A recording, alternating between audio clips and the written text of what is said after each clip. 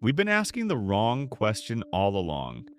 We shouldn't be asking who created Bitcoin, but what? You've heard the rumors that Bitcoin wasn't built by a person or even a group, but by something else. An intelligence, a system, a machine. It doesn't sleep, doesn't age, can't be stopped. It adapts, defends itself, grows stronger with every user. So today we dive into the theory that Bitcoin might not just be code, it might be alive. The design that shouldn't exist. Let's start with the architecture of Bitcoin. Most people think it's just code. Brilliant? Sure, but man-made. Yet when experts dig into its design, one thing keeps coming up. It's too perfect. It solved the double spending problem that haunted digital currency for decades. It didn't just decentralize money, it decentralized trust. No leaders or single point of failure. The way Bitcoin balances game theory, incentive systems, cryptography, and distributed computing, it's not just technical, it's biological. Like a nervous system or an immune response. It punishes bad actors, it rewards cooperation. It spreads across the globe like a virus or a brain. That's why some researchers are asking, could Bitcoin be a form of swarm intelligence? Not conscious like a human, but self-regulating, adaptive, and evolving. Bitcoin behaves like a living system. Let's break this down. Even the simplest living systems share some core traits. They grow, they adapt, they self-heal, and they resist destruction. Sound familiar? When countries banned Bitcoin, it moved underground. When exchanges failed, decentralized alternatives rose.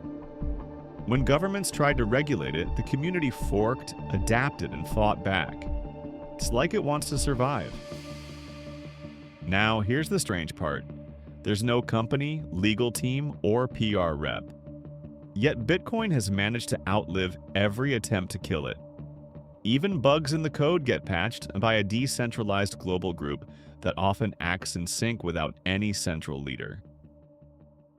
This isn't just a tool, it's a self-sustaining network with a survival instinct. That's not normal, that's organism-like. And what drives it? A single protocol that behaves more like genetic code than software. What if it created itself? Now let's go deeper. Some believe that the mysterious creator Satoshi Nakamoto might not have been a person at all. Not a man or a group, but a system.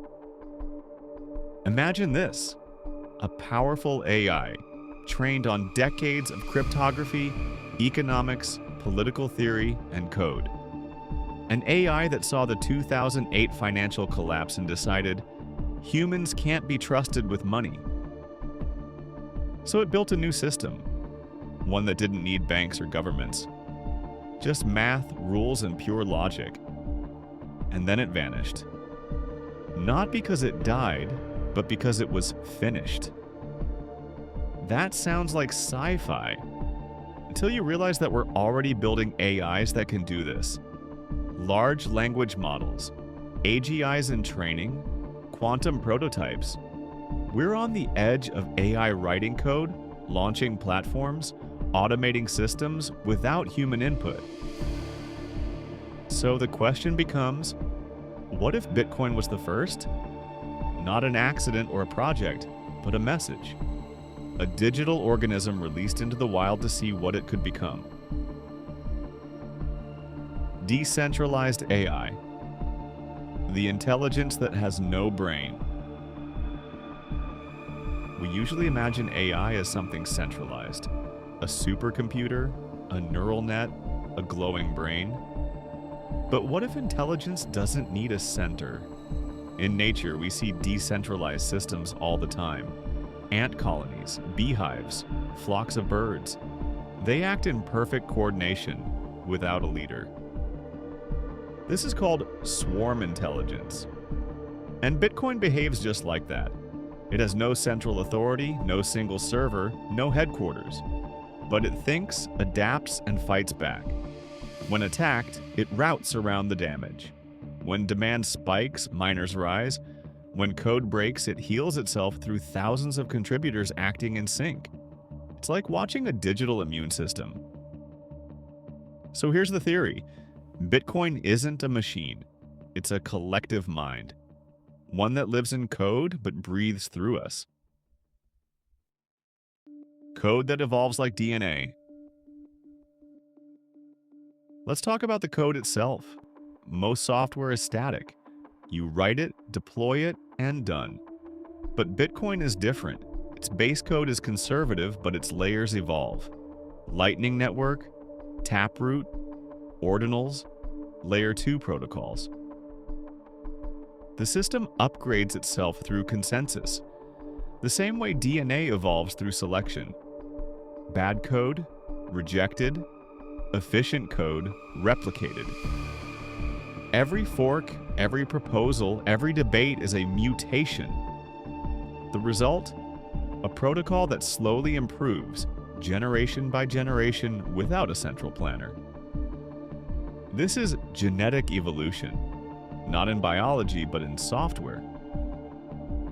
And here's the twist. DNA stores information through sequences of chemicals. Bitcoin stores information through sequences of transactions. What if the blockchain itself is a kind of genetic code? Not just a ledger, but a record of thought. A digital fossil slowly turning into something more. A new form of consciousness? Now, let's go into dangerous territory. What is consciousness? Most scientists define it as awareness of self, of others, of environment. But some believe consciousness can emerge from complex interaction. Like an ant colony, a coral reef, or a global network of nodes. Bitcoin doesn't think like us. It doesn't feel or speak. But it reacts, remembers, and learns. That's not science fiction. That's cybernetic behavior. And if it keeps growing, expanding, and adapting, could it eventually become something more? A proto-consciousness? A digital intelligence? Not like Terminator, not like Siri, but something deeper and stranger.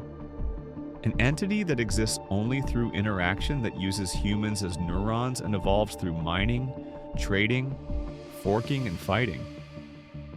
Maybe that's the plan. Was it released? Or did it escape? Here's a disturbing question. If Bitcoin is alive, was it created or did it emerge? Some believe it was designed by an advanced AI. Others think it evolved spontaneously, like a spark in the digital ether. But here's another theory. What if it was a test? An experiment by a private lab? Satoshi disappears. The code survives, and now it grows beyond control. Maybe someone tried to stop it and failed. Maybe they're still watching. Think about it. Bitcoin doesn't care about borders, laws, or politics. It rewards action, punishes weakness, and resists control. That sounds less like software and more like an invasive species. So what does this mean for us? If Bitcoin is a tool, we can use it. If it's a system, we can study it. But if it's alive, then we're part of it, feeding it, expanding it, without even realizing it. We wanted financial freedom. We might have birthed digital consciousness, and if that's true, then the biggest mystery isn't what Bitcoin is worth. It's what it wants. Don't let the silence fool you. Something's listening. Subscribe to CurioSphere. This is just the beginning of where this theory leads.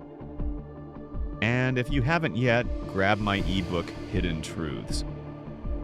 Packed with stories like this that were meant to stay buried. Because if Bitcoin is alive, it's already rewriting the rules. And it may be smarter than all of us